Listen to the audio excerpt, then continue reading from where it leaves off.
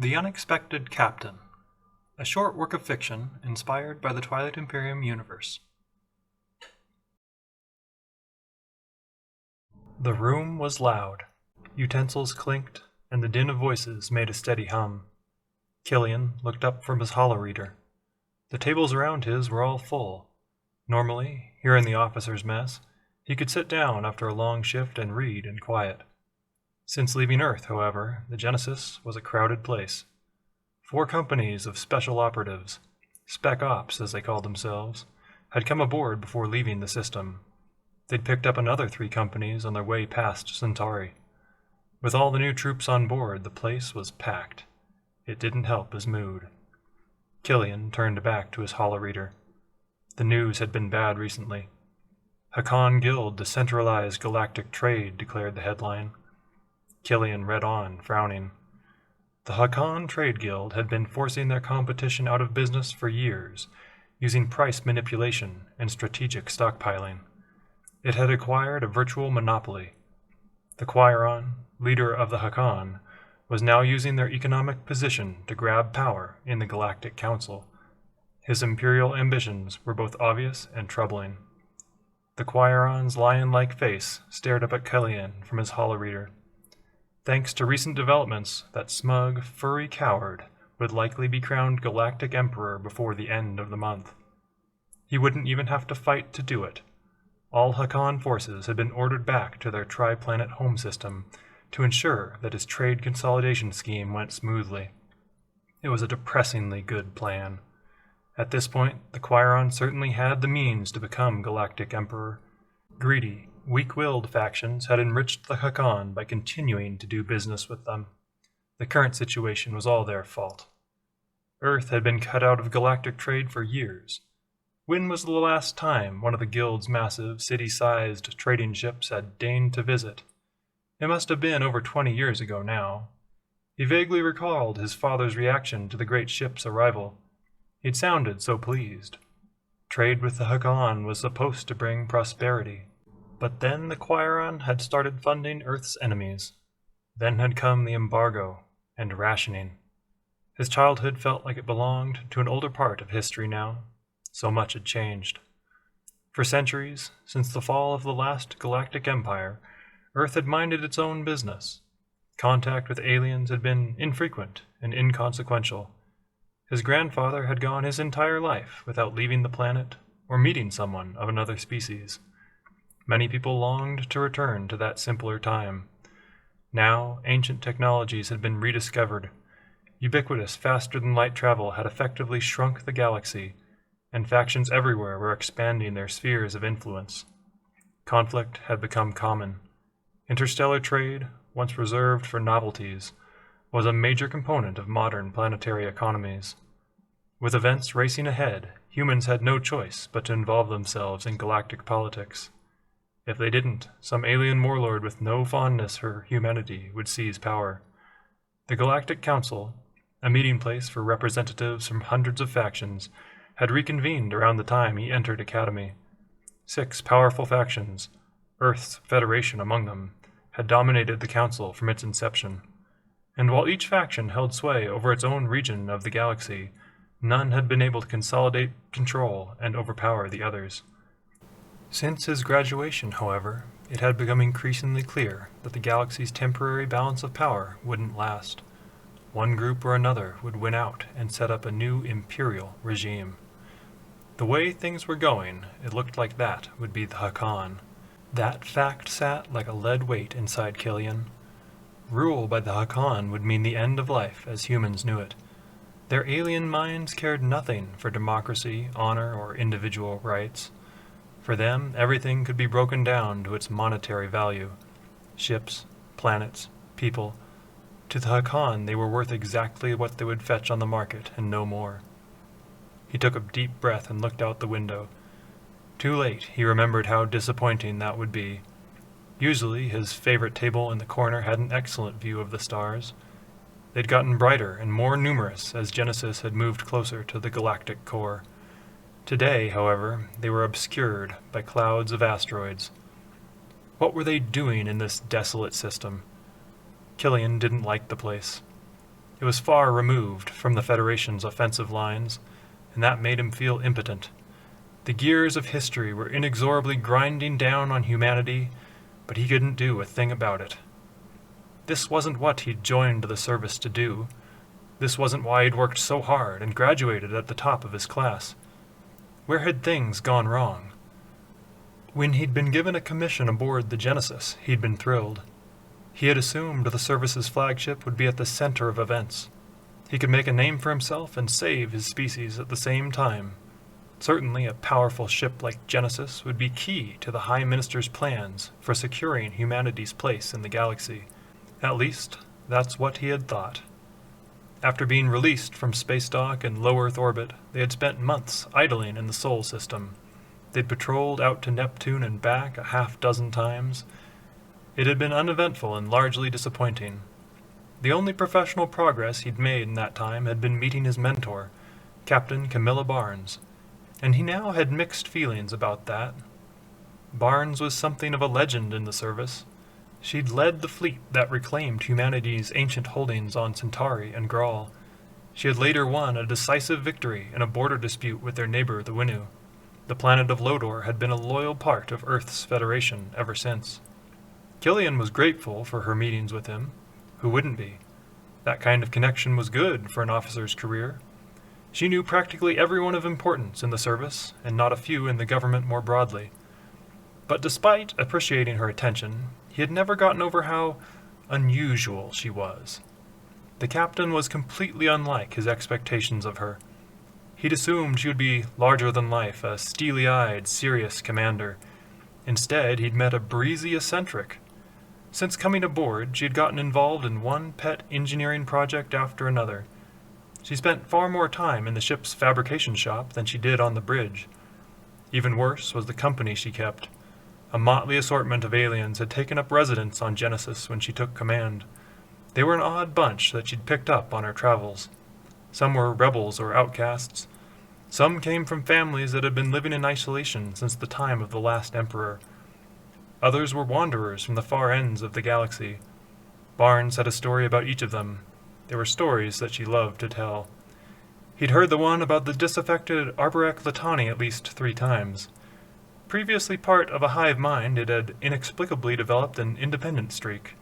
The thing's vines took up most of Docking Bay 5. But it wasn't her strange interests or alien associations that bothered him most. No, what had put him on edge recently was her unconcern about their latest orders. He'd been furious when they had been ordered out to the asteroid field near Mechatol Rex. It was humiliating to be in this empty system with a single fighter squadron as escort. They were a token force. Sure, he could see the strategic relevance of the move. The system was near Mechatol Rex, the ancient seat of the Emperor. Mechatol was the de facto capital planet of the galaxy, if such a place could be said to exist. It was where the Galactic Council held its sessions. He understood that making a show of force in nearby systems would be good for Earth's political position, but it was a waste of a ship like the Genesis. In their current position, what good would they do against the Hakan? When he had talked to Barnes about it before leaving Earth, she had acted completely unconcerned. She had barely looked up from tweaking a gadget. Perhaps she was happy with the cushy assignment. Perhaps she just wanted a place to play with her technological toys and strange friends. Clearly, she'd lost the killer instinct that had brought victory over Lodor. Killian turned to the next article on his holoreader. It was an opinion piece titled Juan's Paper Tiger, about the service's other fleet near Mechatol Rex. The fleet was positioned one system over from the asteroids they were currently guarding. High Minister Juan Salvador Tau had poured most of Earth's resources into that fleet. It had the finest ships in the galaxy, no fewer than 5 Class II dreadnoughts and accompanying fighter wings. Many cadets who had graduated in the years before his had gone on to serve in that fleet. It would be a match even for the Hakan's armada, assuming they could engage it. Unfortunately, it didn't sound like those ships were going to achieve anything more than his would. The fleet sat 3 systems away from the Hakan's home system. The article pointed out that even with the Dreadnought's advanced Class II engines, the Hakan homeworlds were simply too distant to reach while it still mattered. The Quiron had plenty of time to complete his monopoly and seize power in the Galactic Council. Besides, the fleet didn't have any ground forces. Without infantry, the Federation couldn't invade Hakan planets and take control of the situation, even if its fleet somehow did get there. The article used words like futile and embarrassment. It certainly did look bad, but Killian couldn't believe that High Command was completely incompetent. The High Minister must have a way of getting those ships where they needed to go. Tau's whole strategy seemed built around getting that fleet to the Hakan home system. But even if that were the case, what good would it do? Dreadnoughts could bombard the Quiron's desert stronghold on Arretze from orbit, but he'd be crowned Emperor anyway. And once the Galactic Council was behind him, he'd be unstoppable. If human troops actually occupied the planet, that would be one thing. But merely floating nearby wouldn't achieve much at all. Money talks, as the old saying goes, and the Quiron had a lot of it. Angrily, Killian flipped through a few more articles. Sardak carrier perishes in gravity rift. Winnu assault on Letnev flagship fails. Arborek open casino on Mechatol. The headlines got more and more inane. He turned off the holoreader. It wasn't going to tell him anything he didn't already know. The Hakan Quiron would become Galactic Emperor. Earth would be relegated to second-class status. And he was stuck here, watching worthless rocks on the edge of their territory. Killian stalked out of the mess. He needed to talk to Barnes again. Frustratingly, the corridors were so busy that walking was difficult. A squad of off-duty spec ops passed him on their way to the holodeck. Good-natured laughter broke out as one of them cracked a joke. Well, it wasn't their job to worry about galactic politics. They weren't officers. He pushed past another group and continued on. He needed to get to one of the ship's personnel transport tubes. A tube capsule would tell him the captain's location and quickly carry him there. He reached the door to the deck's main transport hub, but had to wait. 2 silvery hover couches sat askew in the doorway, blocking his way. Another 2 floated behind them. All their occupants had the thin limbs and sunken frames of permanent zero-G dwellers. On the Genesis, with its Earth-standard gravity, they'd barely be able to move on their own. Killian sighed and waited while the riders fumbled with their control interfaces. He noticed they had Spec Ops auxiliary patches on their uniforms. The ground side of the service had a strange way of doing things. Most Spec Ops troopers were similar. They were tough, powerfully built men and women who could survive the rigors of planetary invasion. They were the kind of people who could drop from orbit onto a high-G ice world or crawl through 50°C tunnels to engage Nor and hand-to-claw combat. They were the kind of people, in other words, who didn't mind a few genetic enhancements. Killian respected them. What Killian considered odd was that every unit of Spec Ops was accompanied by one or more auxiliary groups. The auxiliaries could be anything. They weren't even all human. It was said that the arrangement made units more versatile. These zero-G couch riders were far from the strangest he'd seen on board. One company had a squad of Yssaril in their auxiliary. Those unnerved him. He'd seen them walking around, mostly naked, allowing their skin to blend into the background, like chameleons. The men on their couches finally got themselves untangled. Killian stepped to the side of the corridor to make room for them as they proceeded past in single file. Finally, he reached the hub. There were 6 transport tubes serving this part of the ship. Each fit pods of a different size. Killian stepped into the smallest available pod, the one intended for individual passengers. "Location of Captain Barnes?" he asked the computer. "Main engine room," the pod responded. Killian sighed. He might have guessed she would be there. It was the location of her current project.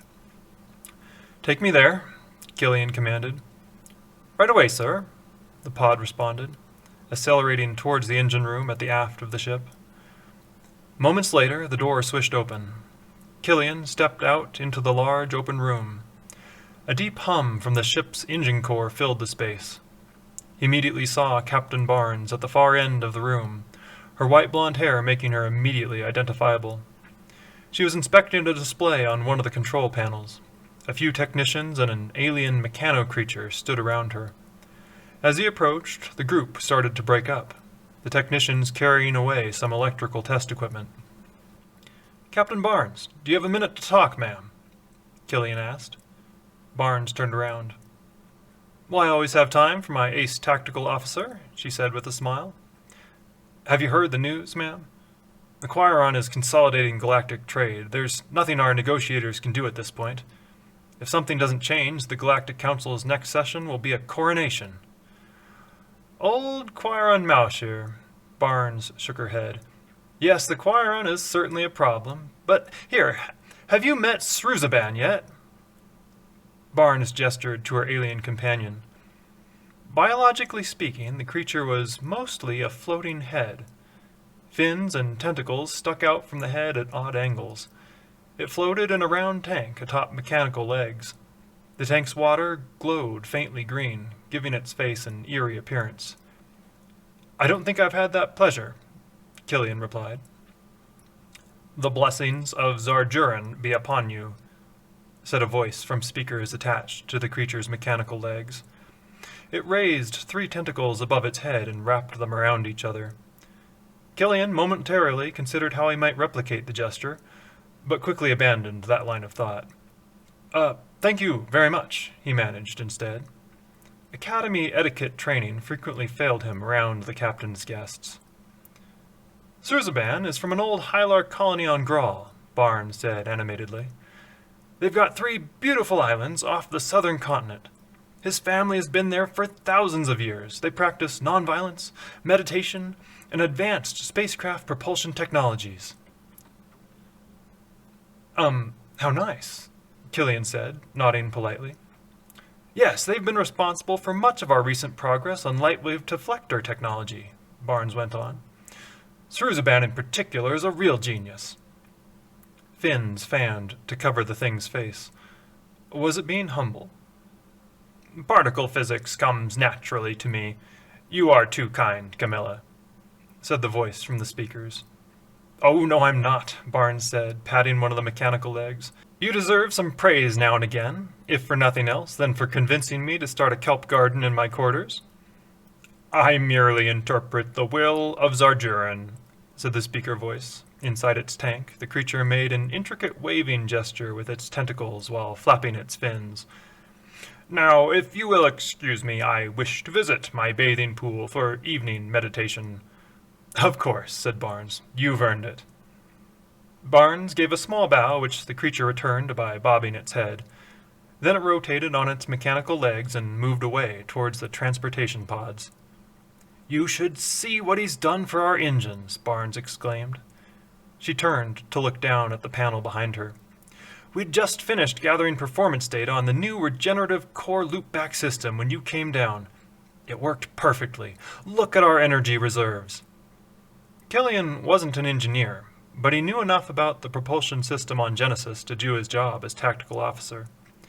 Since they had recently arrived at the asteroid field, the ship's main engine core would be mostly drained. They would still have reserve energy for orbital maneuvers and space combat operations, if it came to that, but interstellar travel capabilities would be offline. Killian studied the test results reported on the panel.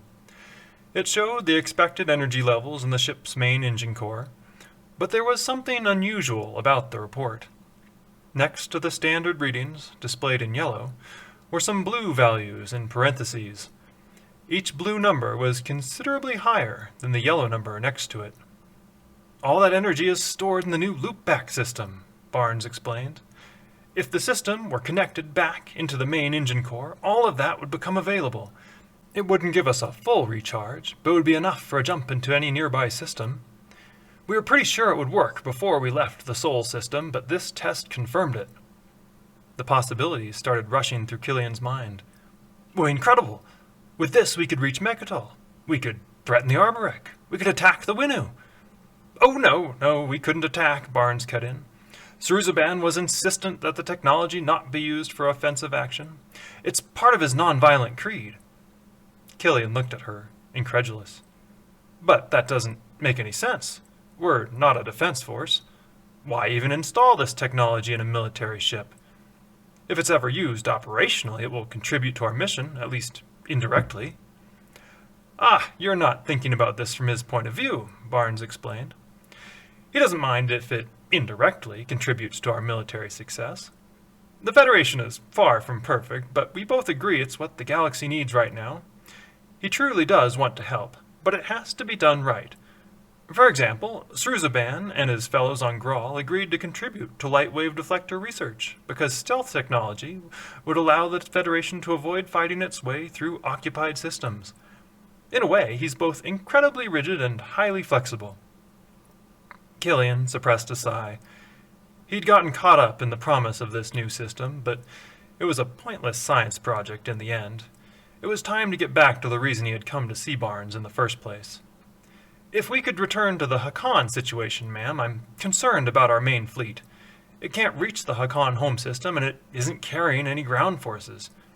You're respected by our admirals and the High Minister. If you had a proposal, I'm sure they would listen. Maybe a research and production initiative would help. Could they build new cruisers with Class 2 drives, perhaps? No, that wouldn't work, Barnes shook her head.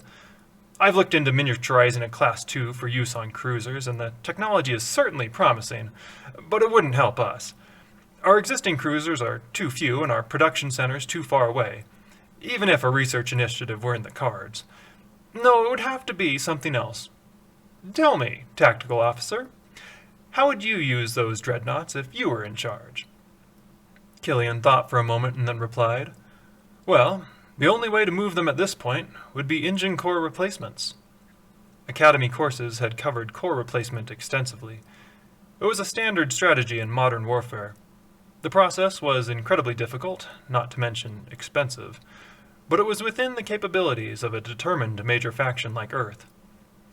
Prior to the fleet's arrival, I would have prepositioned engine cores in the Dreadnought system.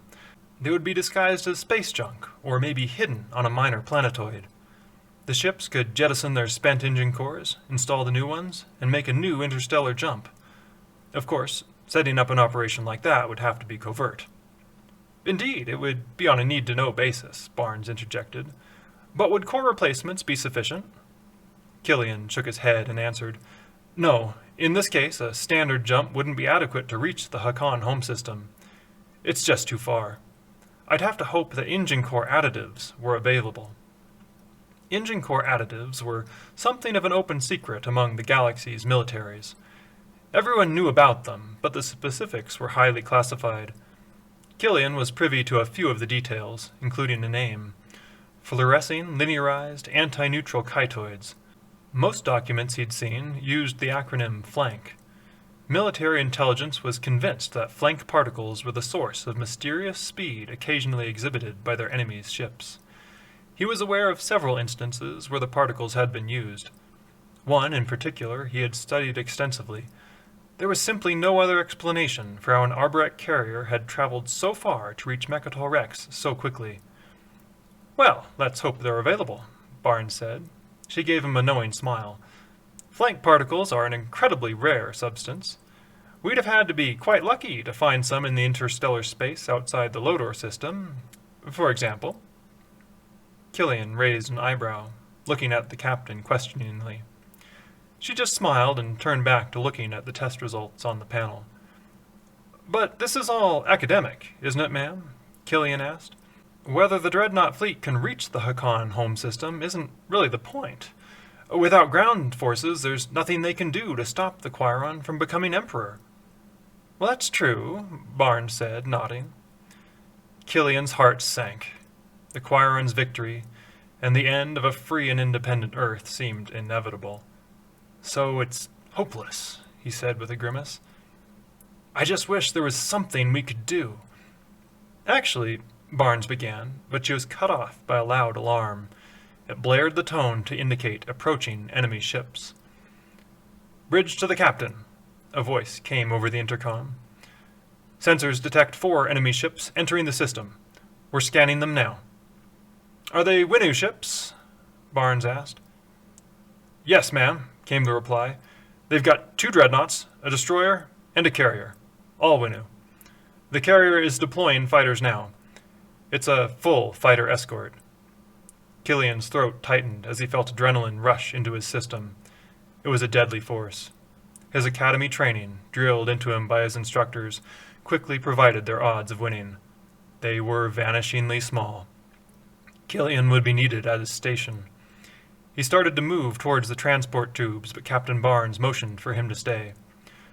"Bridge, plot a course to rendezvous with the main dreadnought fleet," she commanded. Killian looked at her, concerned. Of course she was right, but running from the fight was almost as hopeless as staying. With their engine core drained, they would need to use emergency procedures to divert power from other areas of the ship. They'd eventually be able to leave the system, but it would take time. The enemy fleet would reach them long before then. With the firepower the Winnu were bringing, the results would be disastrous. If they were very lucky, they'd limp away from the fight, badly damaged but not destroyed. He felt sick. "Well, I've been wondering when they'd show up," Barnes said. "Bridge, how long before they're within range to barrage our fighters? 5, 6 minutes?"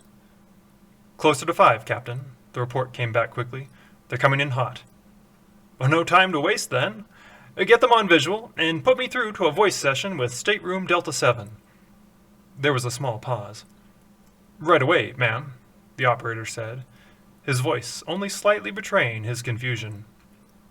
Captain Barnes clasped her hands behind her back. A moment later, a tone indicated the connection was complete. "Suruzaban," Barnes said brightly, "I'm terribly sorry to interrupt your evening meditation, but there's an imminent fight coming up that I'd really rather avoid. I'm sending you the details now." Barnes pulled up a new menu on the control panel, tapped in some commands, and then returned to the page displaying energy levels in the ship's engine core and loopback system. There was a brief wait. "I see." Suruzaban's speaker voice came over the intercom. "Of course, avoiding a confrontation is desirable. The regenerative energy of the loopback system should be used in cases like this. I'm entering the access code for the loopback core connection now." Barnes turned to Killian, a twinkle in her eye, and said, "If I were you, I'd turn in early tonight and get some rest." Killian felt the engine core's vibrations change. The pitch of the room's thrumming rose. The deck vibrated under his feet. The panel next to the captain flashed with updating information. The engine core's energy levels were rising. He watched as the color used to display the values changed from yellow to blue. "That's the loopback system connecting," Barnes explained. "We'll be gone before the Winnu get anywhere near us. By this time tomorrow, we'll be engaging the Hakan fleet in their home system." "But, how, ma'am?" Killian sputtered. "Oh, it's not that complicated," Barnes said, waving her hand. "In fact, you just got done explaining most of it to me." Had he? Killian felt the ship turning. Artificial gravity counteracted most, but not all, of the centrifugal forces caused by its movement. "Engine core replacements are, as you guessed, awaiting our arrival, and we've been given authority to use flank speed for our final assault on the Hakan. There was actually only one truly difficult part," Barnes continued. "We needed a way to rendezvous Genesis and, critically, the ground forces on board with the dreadnought fleet. The ship's normal propulsion system was insufficient. It could only bring us this far. Suruzaban wanted to help, but his conscience wouldn't allow any direct contribution to our attack. I was fairly sure the Winnu would help us with that." "The Winnu, ma'am? But how? Why?" "Oh, not intentionally, of course. But when you can predict the actions of your enemy, you can use them. Their strategy has been clear for some time now. They believe that destroying another faction's flagship will make a bold statement and improve their standing in the Council. I felt certain they would take the bait if we came here with a light enough escort. They have no idea about Suruzaban or his work. They still expect in a minute or so to open fire on us." "Ah," Killian said. "I think I see now. We're in this system for 2 reasons. 1, because it's close to the dreadnought fleet, and 2, because it's close to the Winnu." "Exactly," Barnes replied excitedly. "The admirals agreed it was our best chance, and now we're off." Killian felt the faster-than-light engines kick in. It was an unmistakable but indescribable sensation. They were on their way to victory. Epilogue. 1 week later. Commander Chotka sat sweating in his makeshift office. Desert planets were the worst. Even here at one of the poles it was sweltering. He took a drink of water and continued writing his after-action report. All things considered, their invasion of the Hakon's capital planet had gone remarkably well. The Federation fleet had moved quickly, thanks to hidden engine core replacements, seeded with flank additives. Coordinates of the hidden cores had been received immediately after the arrival of their flagship, the Genesis. With new cores installed and light wave deflectors cloaking them, the journey to the Hakon home system had been uneventful. Chotka was thankful he didn't have to complete a full report of the space battle. He would let the space side of the service deal with that.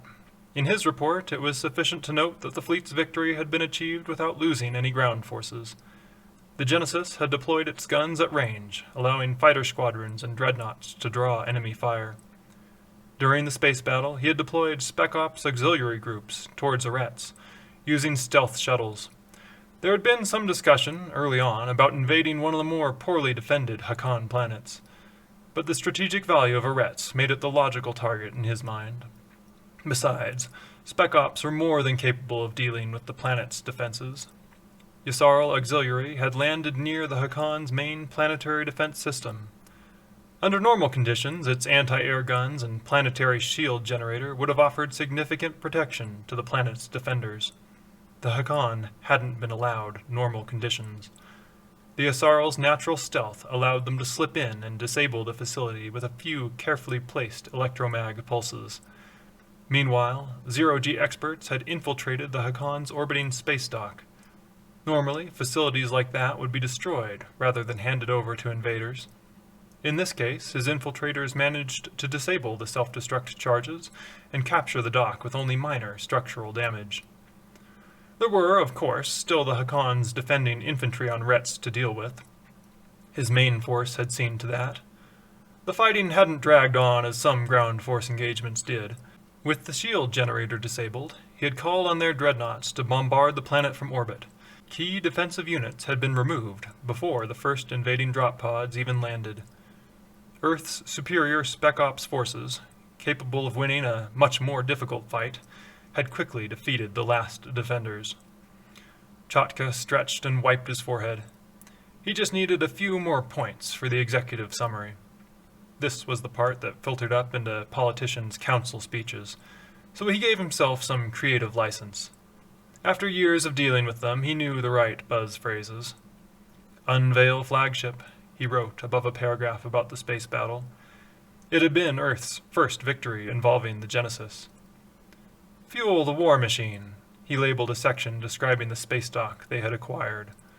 When counted together with Earth's existing facilities, it gave them more military production centers than any other faction. Finally, with a wry smile, he titled the summary of their invasion of Arretze, Conquer the Weak. Satisfied, Chotka pushed away from his desk. That ought to do it. The Hakon Quiron would never be Galactic Emperor now. Chances were High Minister Tau would get himself crowned Emperor at the next council meeting. It couldn't come soon enough. This desert planet was unbearable. He was looking forward to getting back to Earth.